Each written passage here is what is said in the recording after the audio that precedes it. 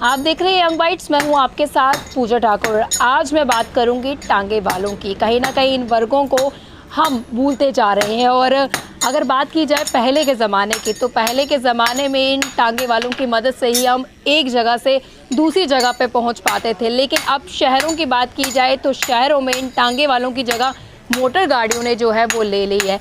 आज भी टांगे वाले जो है गाँव में जो है टांगा चलाते हैं। और ज़्यादातर जब कोई फंक्शंस होते हैं, ज़्यादातर शादियों की बात की जाए, तभी हम ये टांगे वाले नज़र आते हैं। लेकिन कहीं ना कहीं अगर इनकी बात की जाए, आज के ज़माने में, आज के समय में ये कहीं ना कहीं लुप्त होते जा रहे हैं। लेकिन मेहनत इनकी उसी तरह की है जिस तरह से ये सदियों पहले मेहनत करते थे। राजा महाराजाओं के टाइम से जो है ये टांगा चल रहा है। और आज भी इन टांगे वालों की किस तरह की हालत है, किन किन परेशानियों का इनको सामना करना पड़ता है, आज हम आपको बताएंगे। यहाँ पर आप देख सकते हैं कि किस तरह से वो, जिस तरह से कहते हैं ना कि घोड़े की नाल का छल्ला जो है वो यहाँ पर बनाया जा रहा है। आसान नहीं होती इनकी ज़िंदगी, काफ़ी मेहनत इनको लगती है। जिस तरह से कई अन्य लोग अपना रोज़गार चलाने के लिए मेहनत करते हैं, वैसे ही ये टांगे वाले भी अपना घर चलाने के लिए कड़ी मेहनत करते हैं। लेकिन क्या उस मेहनत का उतना फल इन्हें मिल पाता है? पहले के ज़माने की बात की जाए और आज के ज़माने की बात की जाए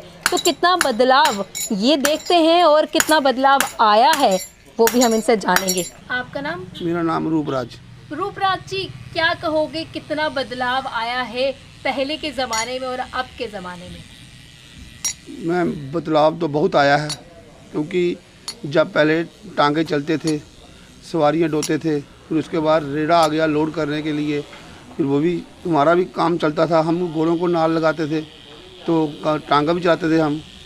तो अब उसके बाद ज़माना बदल गया, आस्ता आस्ता गाड़ियों का काम आ गया।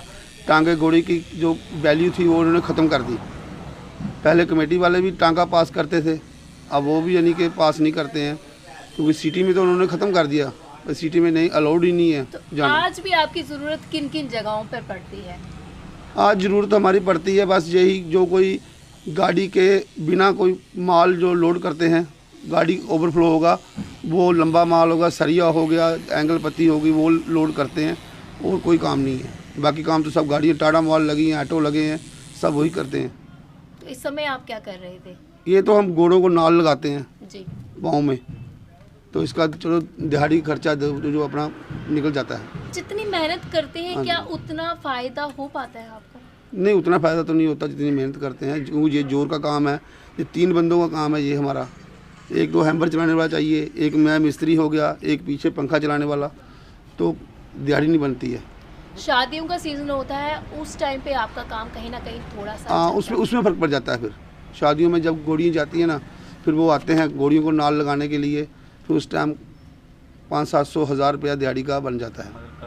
एक चीज़ बताइए, जिस तरह से पिछले साल कोरोना चला, शादियां भी जो है नहीं मैम, वो उस टाइम तो हमारी बहुत बुरी कंडीशन हो गई थी ना जी। कोई कुछ भी नहीं, कोई काम धंधा बिल्कुल ख़त्म, यानी किसी ने आना नहीं जाना नहीं, क्योंकि सब बोलते थे 2 गज की दूरी, तो उसी की वजह से यानी कि ये काम धंधा सब फेल हो गया। किसी ने किसी के पास जाना ही नहीं, तो कौन काम कराएगा? तो काम पहले ही नहीं चल पा रहा था, तो काम बिल्कुल बंद, ठप हो गया काम।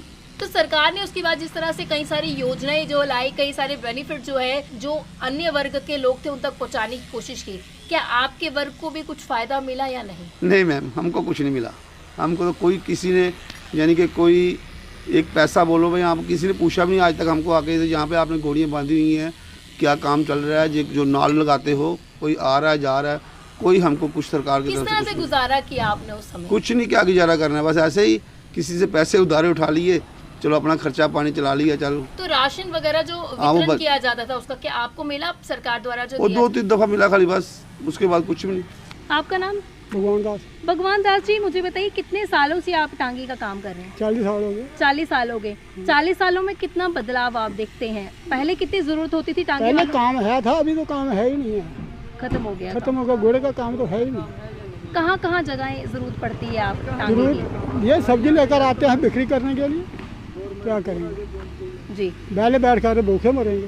पहले के टाइम पे एक जगह से दूसरी जगह जाने के लिए टांगों का इस्तेमाल होता था, किराया मिलता था। अब किस तरह? अभी काम है ही नहीं है, बिल्कुल नहीं है। जिस तरह से दिन त्योहार होते हैं, आप भी चाहते हैं कि दिन त्योहार हम वो मनाएं, लेकिन उन्हीं दिनों आपका जो काम है बढ़ता है, कितना आप दुखी महसूस करते काम हैं? है ही नहीं है, बिल्कुल काम भूखे मरने के बाद है। तो सरकार द्वारा जिस तरह से योजना लाई जाती है अलग अलग वर्ग के लिए, क्या टांगे वालों के लिए भी कुछ लेके आए? टांगे वाले कहते हैं यहाँ पे ऑटो ले लो, ऑटो वाला काम करो, तो गरीब बंदा ऑटो कहाँ लेगा? उनको ट्रैफिक वाले ने खड़े रहने देंगे, कभी इधर रोकेंगे कभी इधर रोकेंगे। तो घोड़े का काम ये है, आप घर से सब्जी लिया, मंडी आ गए, मंडी से सब्जी लिया गए, बिक्री कर सके। लॉकडाउन में किस तरह से गुजारा किया? लॉकडाउन में भी ऐसे ही किया, ऐसे ही किया। ऐसे ही किया। अपील क्या करते हैं सरकार से? सरकार से पे क्या करें, सरकार ने मुझको पूछा ही नहीं है। पूछता तो मैं बताता था ना क्या है क्या नहीं। गरीबों के लिए कुछ चाहिए नहीं, हमें तो पूछता कोई नहीं, कहाँ रहते हैं तो कहाँ नहीं। आपका नाम? रमन शर्मा। रमन, क्या उम्र है आपकी? अभी मेरी 24 साल है। ऐसे में अगर बात की जाए आपके काम की, आप टांगे पे काम करते हो, क्या कहना चाहोगे, कितने सालों से आप इस चीज़ को काम कर रहे हैं? मुझे हो गए 2-3 साल हो गए काम करते। 2-3 साल हो गए हैं, और ये पिछले 2 साल कोविड की बात की जाए काफ़ी मुश्किल बना रहा, क्या कहना चाहोगे? कोरोना में सब्जी का ही काम किया। जी, आजकल की जनरेशन की बात की जाए तो कहीं ना कहीं उनके पास काम नहीं होता है या वो मेहनत करके राज़ी नहीं है, कितना मुश्किल आपके लिए रहता है ये काम? काम है ही नहीं, इसलिए तो सब्जी बेची। जी, काम होता तो सब्जी नहीं बेचते। तो पूरा दिन आपका किस तरह से निकलता है, किस तरह का दिनचर्या आपका चलता है? निकल जाता सब्जी बेच के।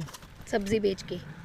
तो जो ये घोड़े को जो खाना दिया जाता है, चारा जो दिया जाता है, उसमें कितना खर्चा आ जाता है? एक दिन का 500 रुपये, एक टाइम का। तो पूरे दिन में कितना कमा लेते हो? अभी वही बचता है 600-500 बस। तो जितना कमाते हो उससे कम में ही बेशक, लेकिन वो चारा उसको लगा, तो खुद किस तरह से गुजारा करते हो? जाता है, घर का गुजारा हो जाता है। घर का ही होता है। तो सरकार द्वारा जिस तरह से कई सारी स्कीम्स लाई जाती है, क्या टांगों वालों के लिए भी कोई स्कीम लाई गई?